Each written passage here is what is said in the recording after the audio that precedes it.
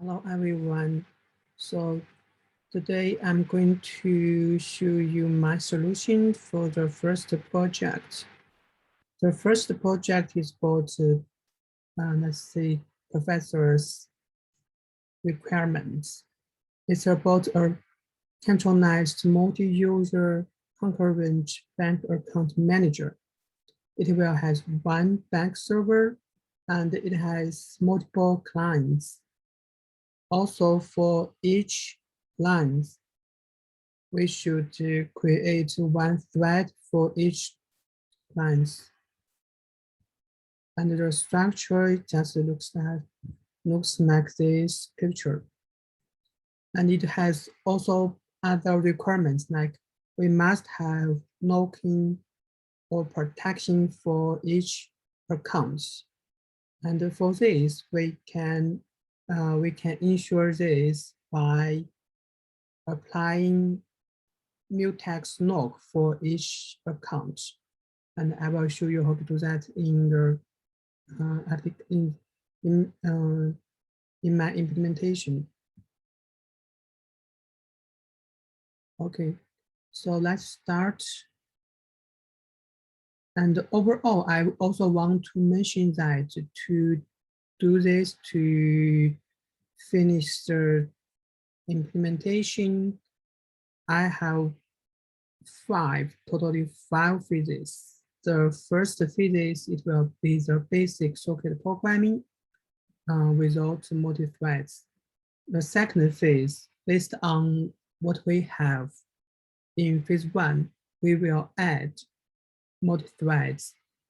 And the phase three, on top of phase two and phase one, we will add the mutex lock on each account.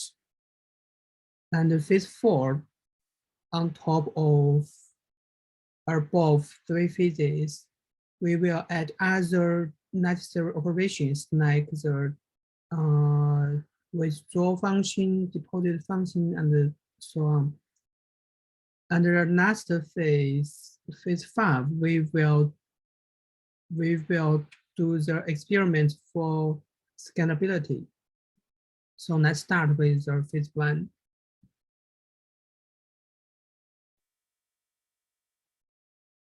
And here is my code for the server side of phase one. It actually is a basic socket programming and also set the website. Reference is actually just this website, and it also provides an example. It's very clear. So all we need to do is follow what they do. Socket and then bind, listen, accept, and read, send. That's all we need to do. Next is structure diagram. So what we did here, so what I did here is just the same.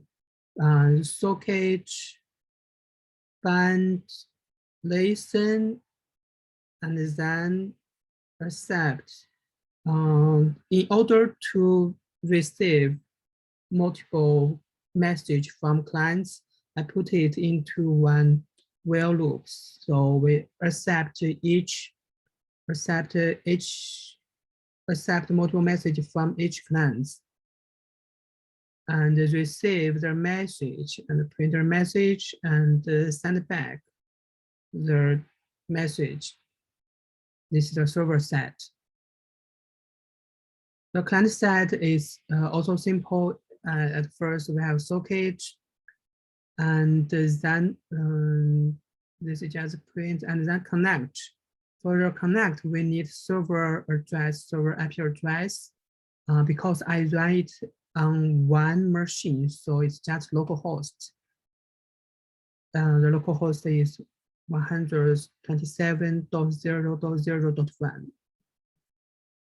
And also I print, if I connected, I print and then send message to server and read message from server. Also, I define the port is the 8080. So the server side is the same port. simple. This is the first phase, the first version, the socket programming.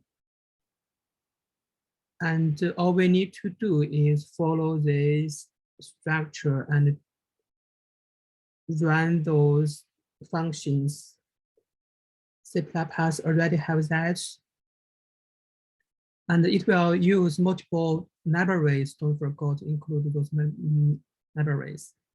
That's the first phase. It's simple. You can just follow the website. The second phase, we will add multi-threads. So let's open multiple windows. This is my code. Before I go into the second phase, let me run the code for the first phase. Run in search all fields we have, and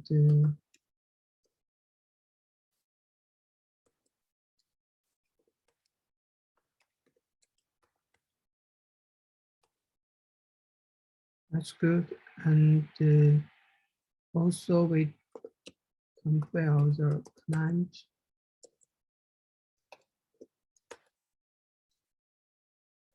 And run the server here. Server is listening. So this go to the folder of the first phase.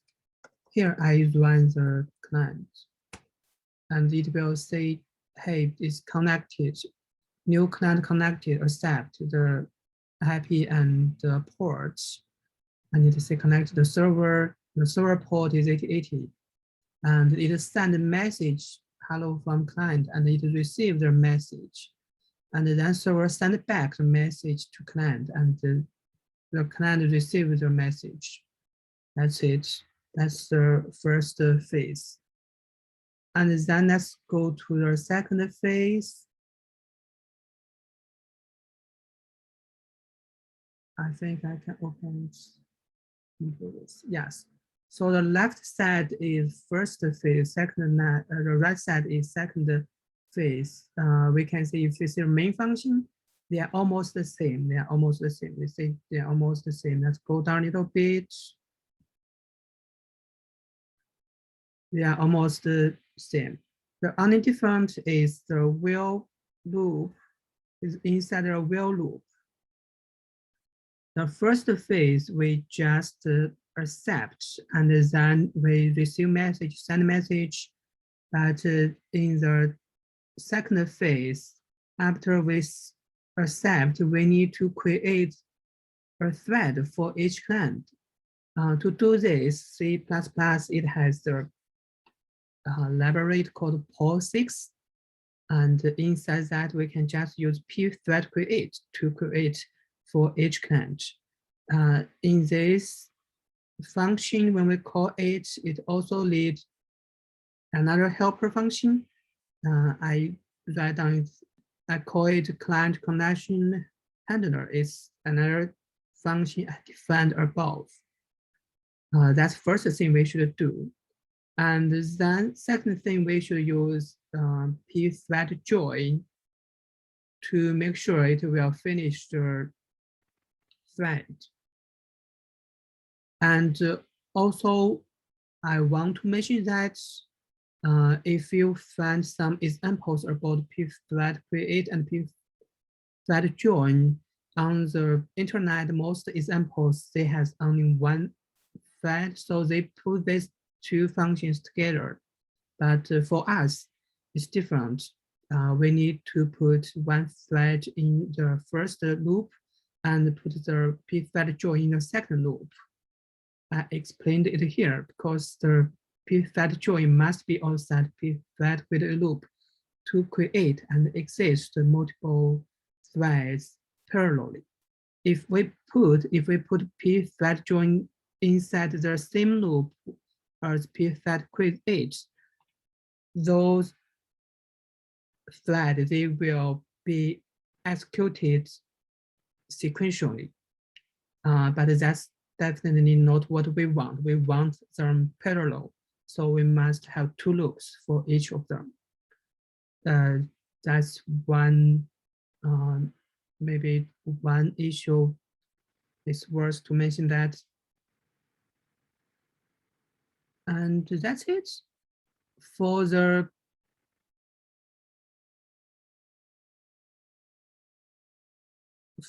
client side, it will be that put it on the left. Client side, they are almost same. Yeah, I think I didn't modify anything here. Yes, I didn't modify anything here. If we see this section, see almost the same. I just add one terminal the client's request, so you input one to terminal it. But this didn't make a difference. The main sections, they are exactly the same. I also add the make field because at this point, the compile process will be a little complex. And also we need to use C++11. And if we use the pthread create, pthread join, we need use instruction. So to run it, let's go to the version 2. And we first make clean and then make. You can try make or make compile. It will compile this to C++ program. The set when we go to version 2. And at this point, I think we can, the third terminal, we can also go to here. And then let's run it.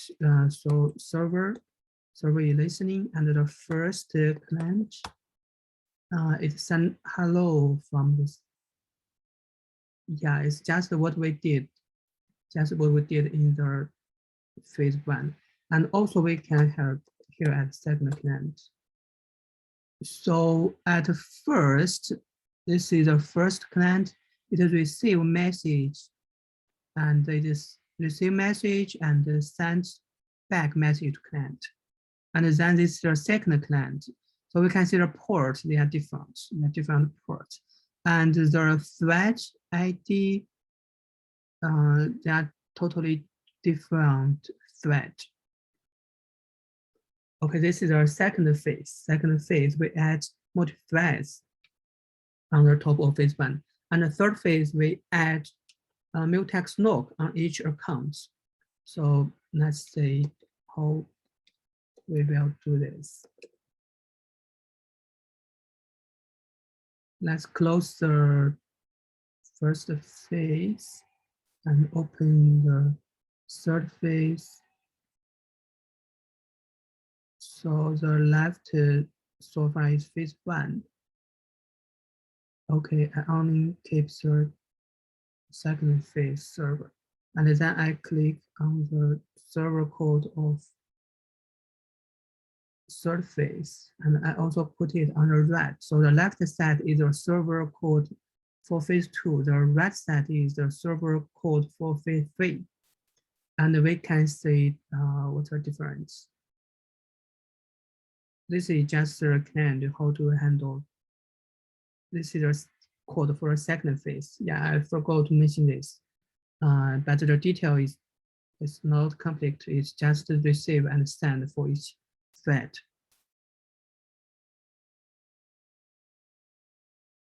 And when we go to the phase 3, before we do anything, we need initialize those accounts.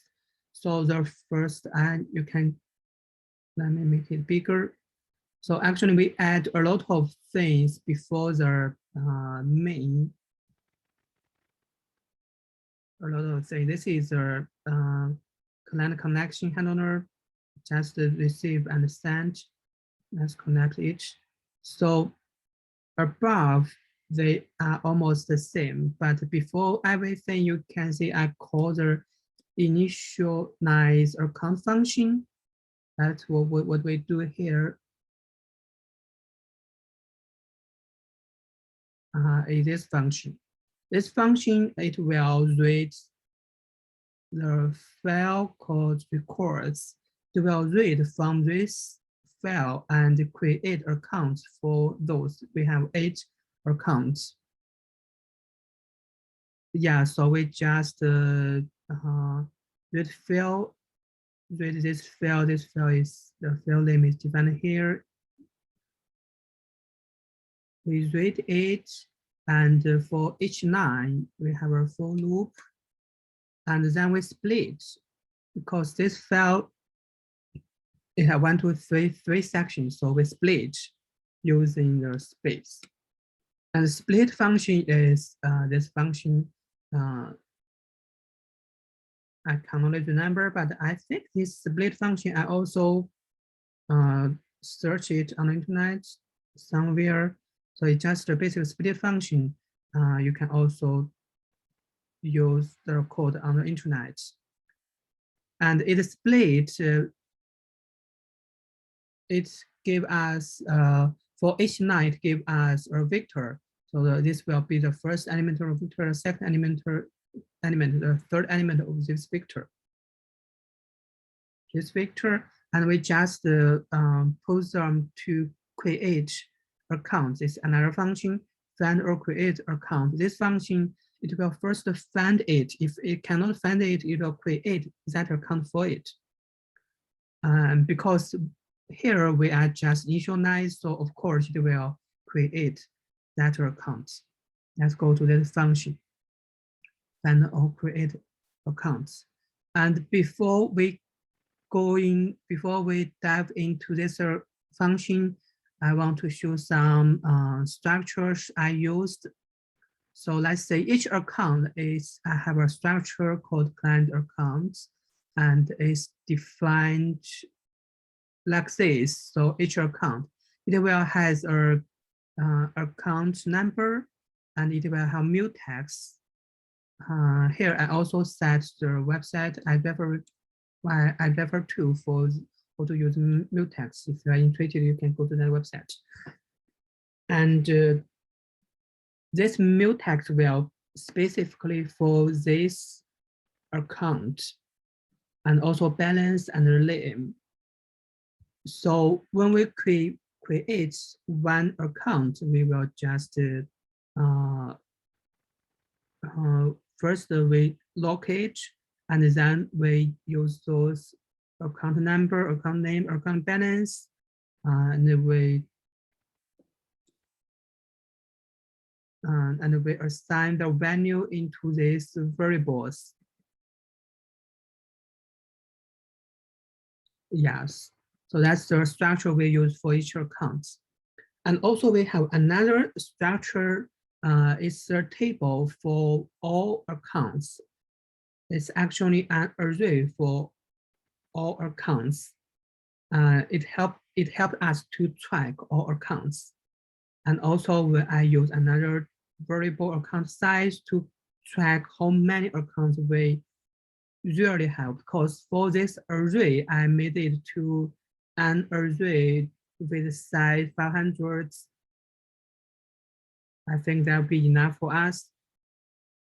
But this side will track how many accounts we really have. And before we run the program, so we made the instance for this account table. And this is a mutex variable. We set it for this table.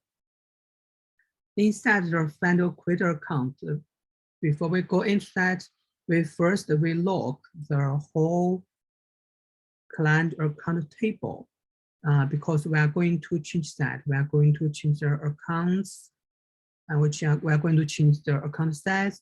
So before we change it, we lock it.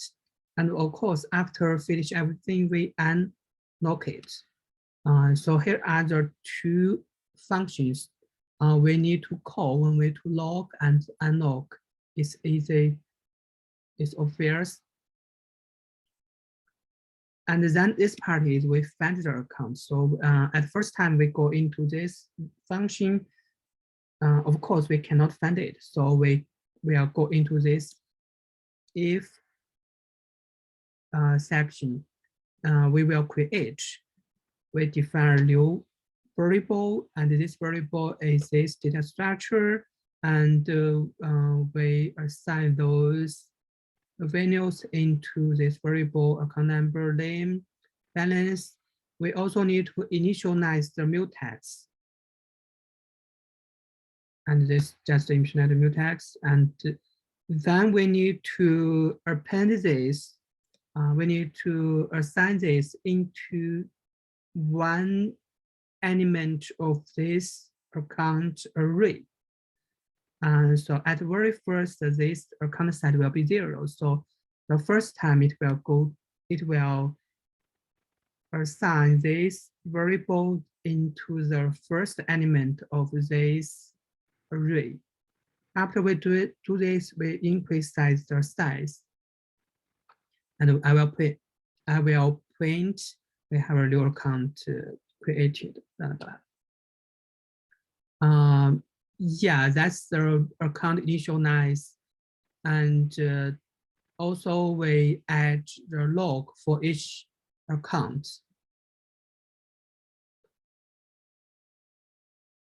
Each initialize section, yes. But we didn't use the log for each account so far. We just initialize it here. We just initialize the mutex log for each account, but we haven't used it. For next phase, we will use it.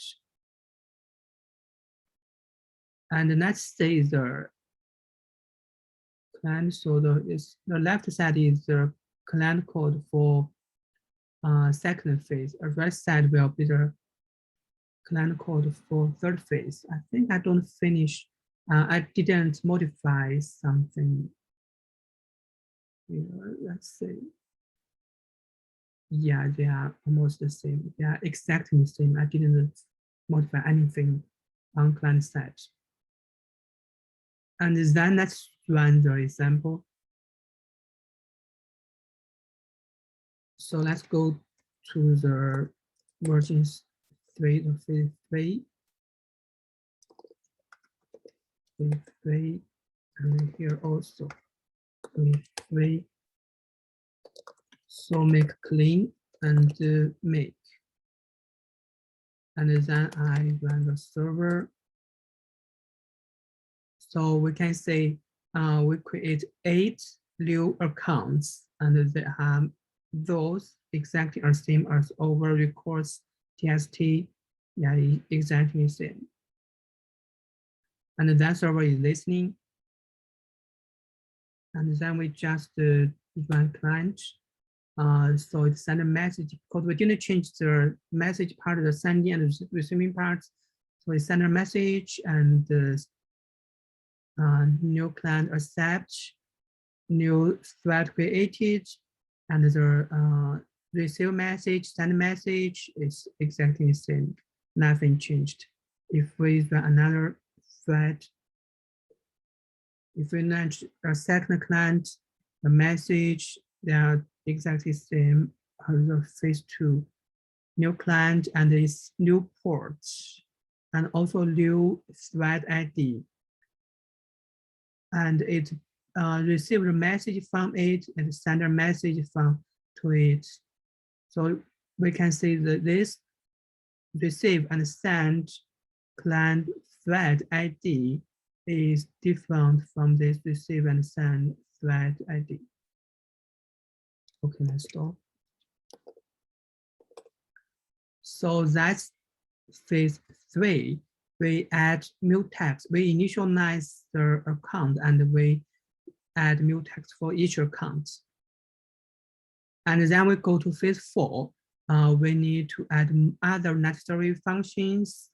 I write or generate transactions field C++ program to generate called high volume transactions because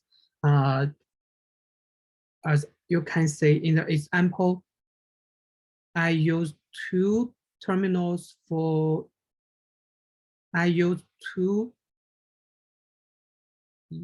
where it is, I use these two. So this terminal window for the first command and this terminal window for a second command. But it is run the C++, it is running it so fast, I cannot make them running at the same time. You see, it finishes very, very fast. I think maybe 1 or 2 milliseconds. So I cannot do them very fast. So that's why I need a high volume transactions. I will explain it later. And it will read transactions. And the professor also asked us that we should have a transaction. We should have a transactions txt to store over transactions. We need to read that file. And then, of course, we need a withdraw and dispose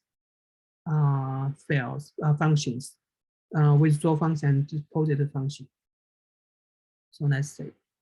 So let's close the old file. This is the server from phase 3. Let's keep it and open the phase 4. So this is a server for the phase 4. So the left side is server of phase 3. The right side is server of phase 4.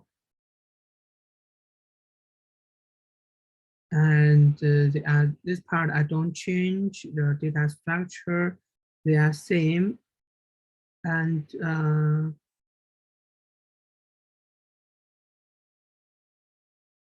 I changed a little bit for the new account.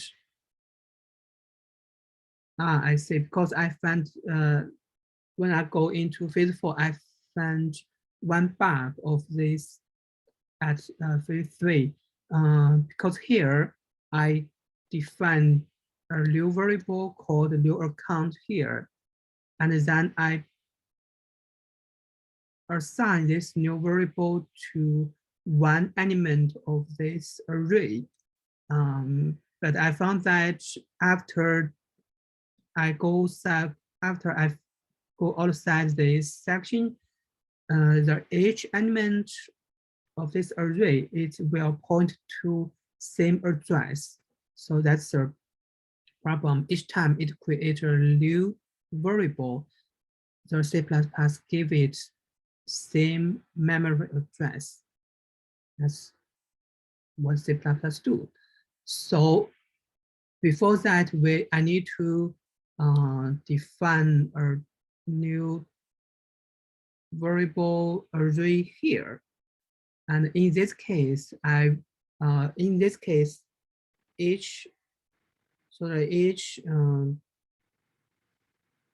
address of each element of this array will be different. And then when I go to this here, so you can see I command this line. I don't need a new variable here anymore.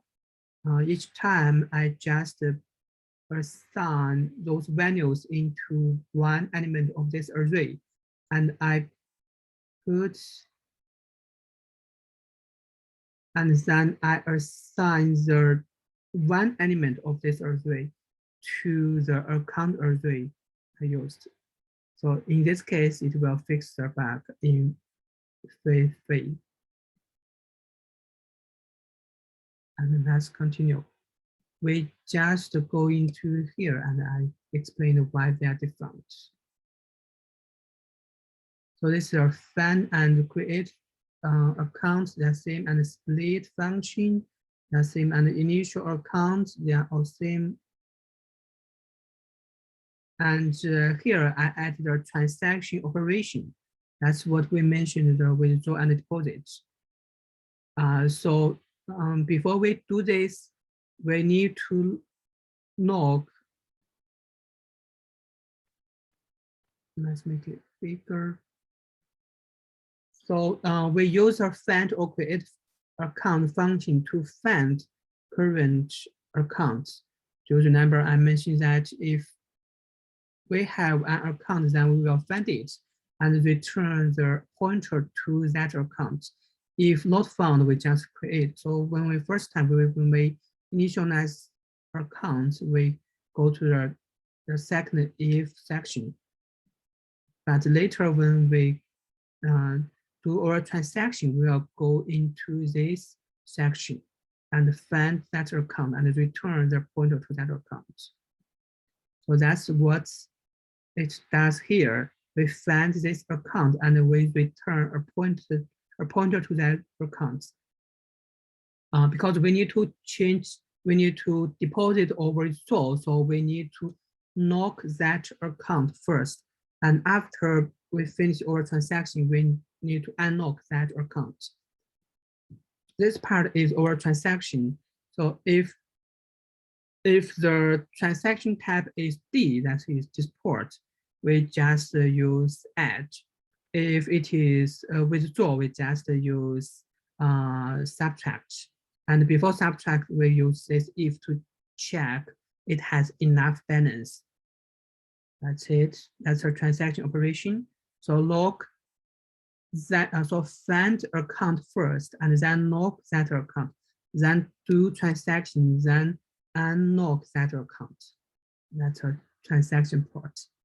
And this is just a helper function to print account information. So after each transaction, I can print to check the change on balance is correct.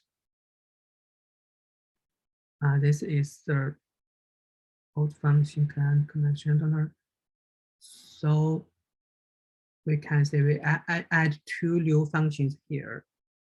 Yes, and then go to the main. So first we initialize all these accounts, and then I print to double check the same, and then go into, and the main part it should be same. It's the socket part.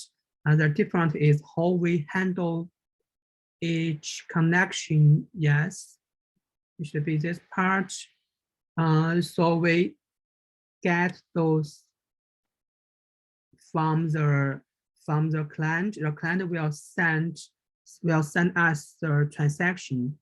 For example, the transaction of this one, the client will send this line to server. So I server get it and I split again. I get a timestamp, transaction amount, account number, transaction type, blah blah blah blah. And then I sleep. The sleep is just for the time slab. So for example, the second transaction, it will be executed at the time 5 seconds and 10 milliseconds. So after finish the first transaction, it will wait 10 milliseconds to execute the second transaction, and then wait another 10 milliseconds to execute the third transaction, and then wait for another 10 milliseconds to execute the fourth transaction. So that's the sleep do. And be careful, you cannot just use sleep, because sleep, it will round down. So for example, if you sleep 0.0, it means sleep 0. So you cannot just use sleep. You need to use usleep, because and also the usleep, the unit is microseconds. So you need to time it to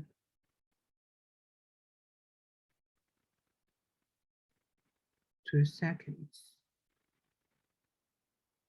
It's microseconds. And 1 million microseconds is 1 second.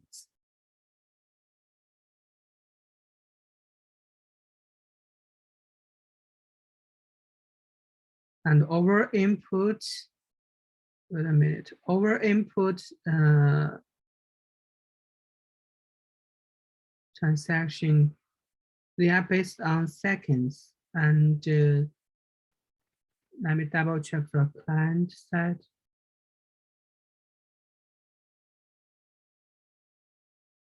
So we don't need this one. We don't need this one. At first, I want to write it here, but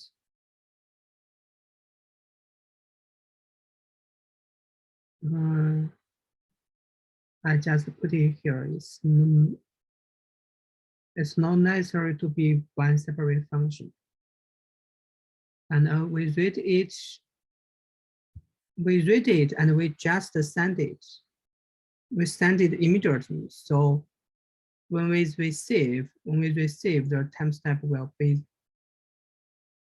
be based on second,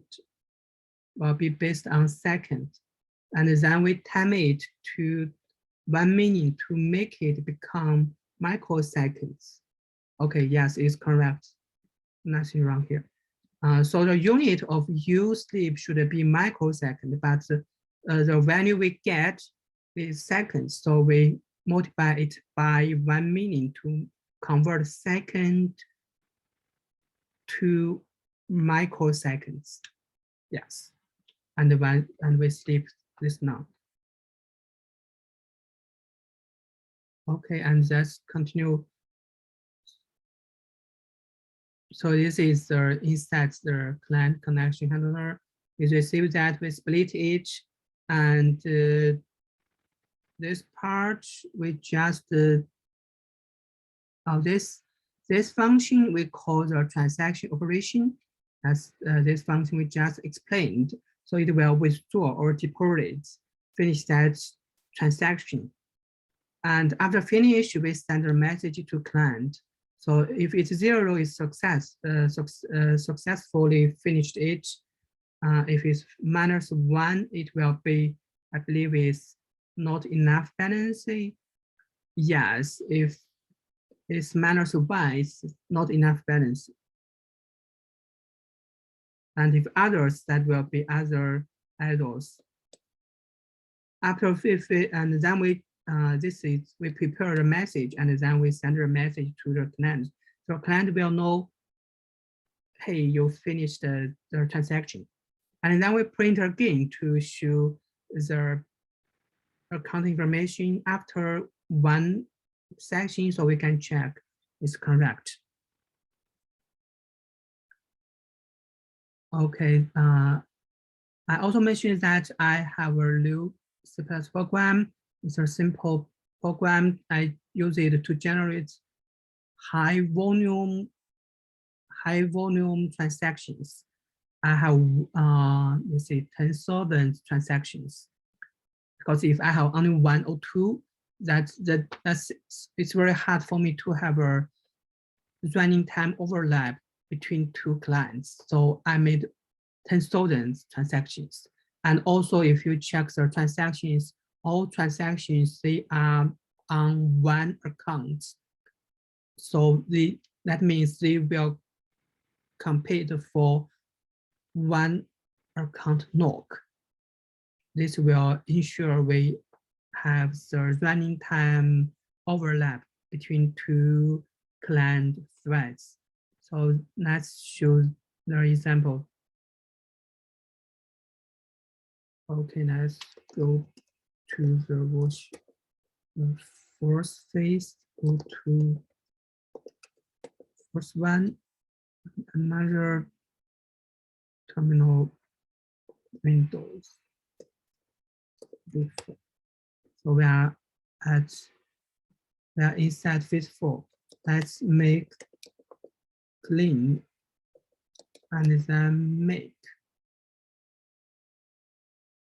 And then run server is listening. So you see this is we create new accounts and I print account information. And all our transaction will focus on this account 101. And its balance is 10,000. And all my transactions actually withdraw $1 and then deposit $1 and then withdraw $1 and then deposit $1. It's totally 10,000 transactions. And then we do this because at the very end, the balance will still be 1,000 because we withdraw 1, we deposit 1. So at the very end, we will still have 1 $10,000. This helps us to check. Okay, and if you are first time running, you need to run this function first. Let's stop it. If you are first running, you can say I just have these two server and client. You need to make generate transaction. You use this command and to compile this C++ program, and then you run it. It will repeat to generate this transaction. That's right. It changed nothing here. It's exactly the same. And the timestamp I made is every 10 seconds. Yeah. Every 10 seconds for each transaction. Yes. So the first is at second 5, and then second 5 and 10 milliseconds. Also, every 10 milliseconds, sorry. Every 10 milliseconds, one transaction, all on one account. Let's run a server.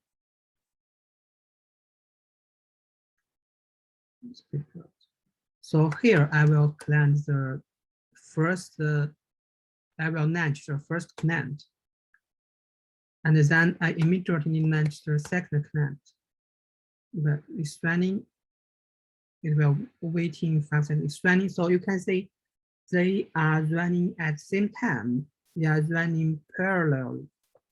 They will compete for the Mutex log for the first account.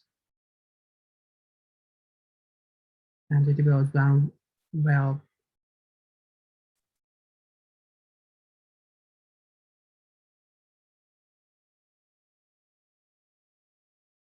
Okay, it will run for a while, so I just cancel it because I have my running log here stored for you guys, and I only keep the server log. Because server log is, it has the information we need. Let's go from the first line. So create new accounts, and that's the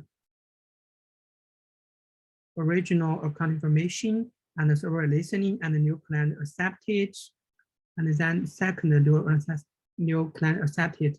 So the first client is thread receive.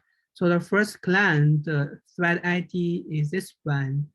It's ending with 4176.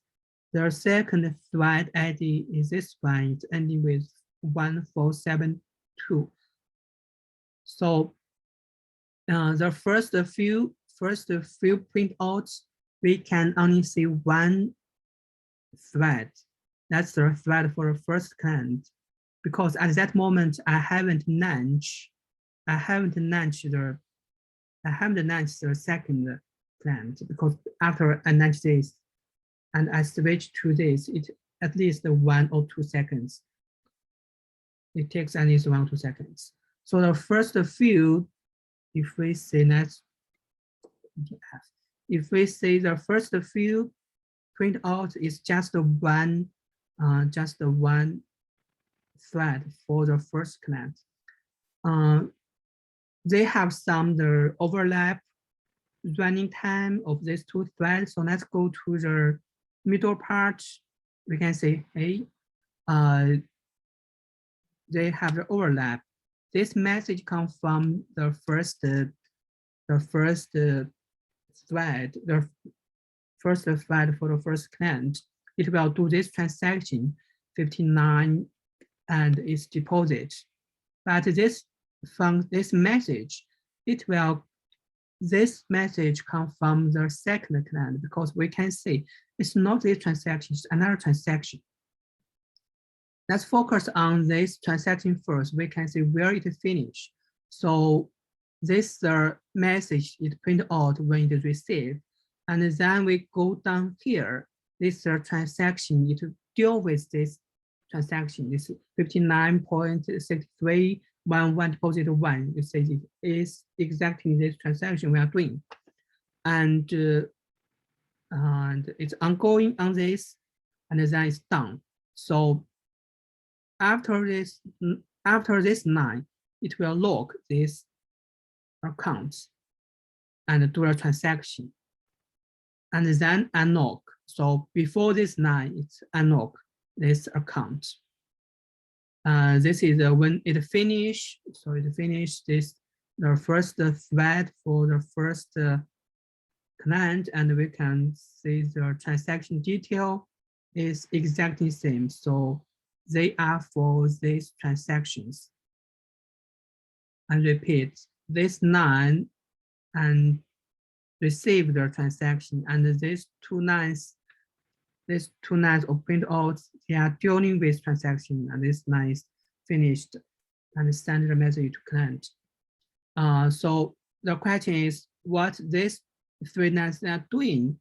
They are doing another transaction, and they are doing the transaction from another thread for the second client. It's not the first thread for the first client. So after receive, when it want to deal with this transaction for the first thread of first client, it cannot do it. Because why? Because we can see here, because the second thread, it locked the account. The second thread is using it to deal with the transaction from second client. It's locked. So the first thread or first client have to wait until here. So it received, but it's locked. The account is locked. It has to wait until here to deal with the transaction. This proof is over this proof over program can correctly handle the synchronization and provide the locking for each account. Yeah.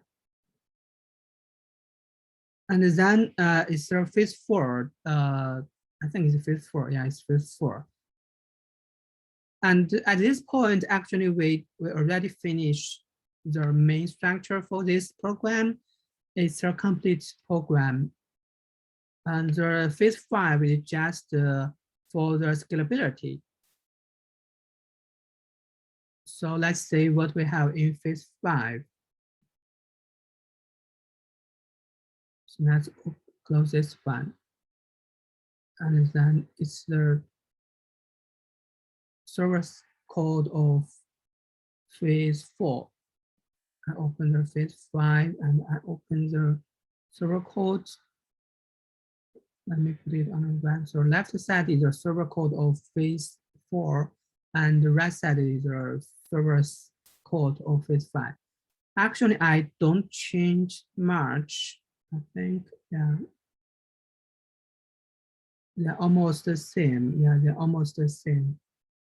And but I have one more global variable, that is global total transaction used time, because I use this time to divide by total transaction numbers counters to get the average transaction complete time, the average used time for each transaction to complete. And other parts, I think that's it. Yeah, that's it. Initialize, yeah. Other parts, they're just exactly the same.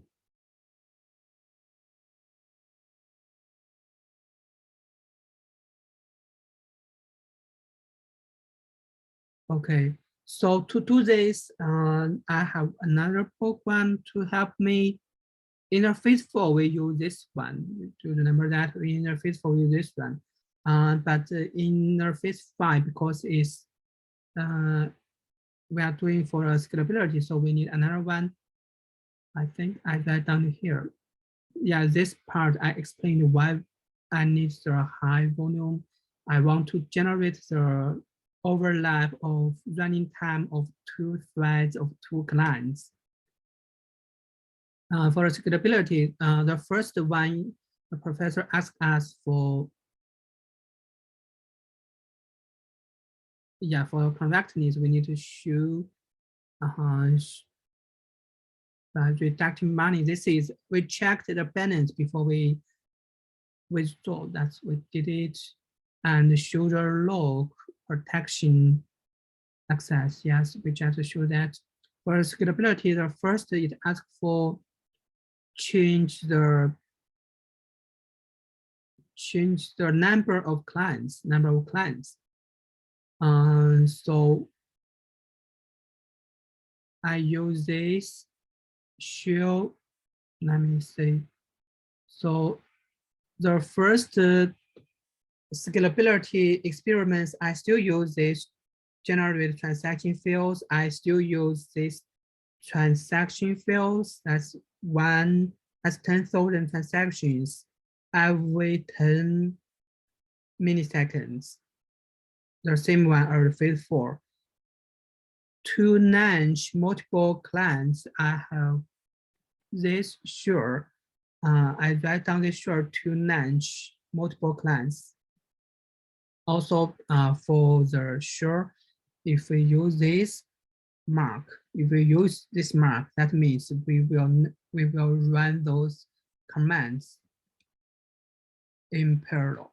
So just this mark. So this for loop, it will launch 10 clients and in parallel. And then I just run it. So make and then generate transaction fields, and then run a server. So on a second terminal, we just launch this, it will run it. And to run this program, let me get my terminal windows ready. So let's go to version 5, go to phase 5, go to phase 5. So to run this launch, of course, you need to compile first, you need to make first, and you need to generate the transaction fields first, and then just the launch. So it should be launch multiple clients. So it will ask for one command. I think I should put it here. So it will ask for one command. This $1, it will ask for the one option input, and this input, it will decide 1 client, 5 clients, 10 clients, until 100 clients. So for example, like this, and then enter, it will launch 5 clients. But because we have no server, so connection fields. And here are the outputs, here are the results. So I didn't want to repeat it again because it takes some time to run it. And this is my print out the average time they use to finish per intersection. And I believe in the server side, I also add the time to count. How long times? Yes, number 10. So before the log, before we do anything for a transaction, I have a start time, and I use the milliseconds unit. And then I got, after we finish everything, I have end time. So the start time minus, the end time minus start time will be the duration, will be the used time for this transaction. but I added to all the total transaction user time because at the very end we need the sum of all transaction user time and then divide by all transaction counter to calculate the average transaction used time. So I add them into the global transaction use time. And I print the average time, the current average time into this field because I didn't figure out a better way to get average, and I don't want to use another variable, so I just print out. And then I write down all the last print out of each experiment and then draw this picture. So that's it. That's the first experiment for scalability, the transaction average complete time over clients amounts. And the second scalability experiment is average waiting time, average transaction complete time over transaction rate. So the professor has explained that the rate should be one request, actually one transaction every the seconds, every the rate seconds. And the client number is set to be 25. So to do this, I use another generated transaction field, CPP plus, and here I will ask for the rate as an input. I use the input as the rate, and I change the time step here. Also, to make it running here, I think input count. Yes, the rate, the input is milliseconds. And I converted to seconds because this my function is renting. I already rented it this way, so I need to convert it to seconds. And also to it will generate a transaction on another transaction field. I call it another name to make it separate from first scalability experiments. And I also have another sure field to run it. So I need to change the rate by hand here, and then it will clean the average log text field, and then it will call the generate transaction field program to generate a transaction field. It will generate this one.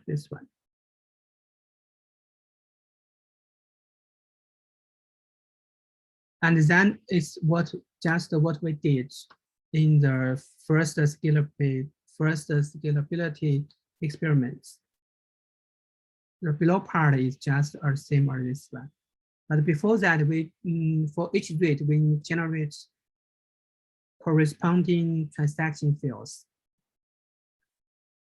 And change the rate by hand, and then we get the output here. So when the rate is 0.1 millisecond, that is one transaction every 0.1 milliseconds. So this is one transaction every 1 millisecond, and this is one transaction every 200 milliseconds. The professor asked for from 0.1 to 0.2 to 1. In my implementation, it will be 100 milliseconds, 200 milliseconds to 1000 milliseconds. But I didn't do them because that will be pointless. because when we go to 200 milliseconds, it will be very slow. I mean, it's waiting, it sleep very long time. It sleep 200 milliseconds. But for the C++ to finish one transaction, I think it takes only maybe 1 millisecond or even less. So sleep for 200 milliseconds is pointless. So I didn't do as professor asked from 100 milliseconds, 200 milliseconds, 1000 milliseconds. I don't do that. I do it smaller range, that is 200, 105 milliseconds, 1 millisecond, and 0.1 milliseconds. And output, it looks like this. So you can say when it go to bigger than 10, or we can say bigger than 5, when the rate is bigger than 5 milliseconds, it's pointless. And only smaller than 5 milliseconds, that will usually affect the performance. Yeah, that's the results. Okay, so I think that's everything for this project. And just be careful, when you finish, you need to generate, you need to create each thread for each client, and the transaction need to be large. If it's just 100 or 1000, it's hard to have overlap running time for each thread. And for the scalability, you need to provide your contract to show that you log for each thread works. To do this, you need high volume transactions, and the scalability just scalability. Okay. Okay, I think that's all for the for this project. I hope you guys all learn a lot from this project. It's a very interesting project.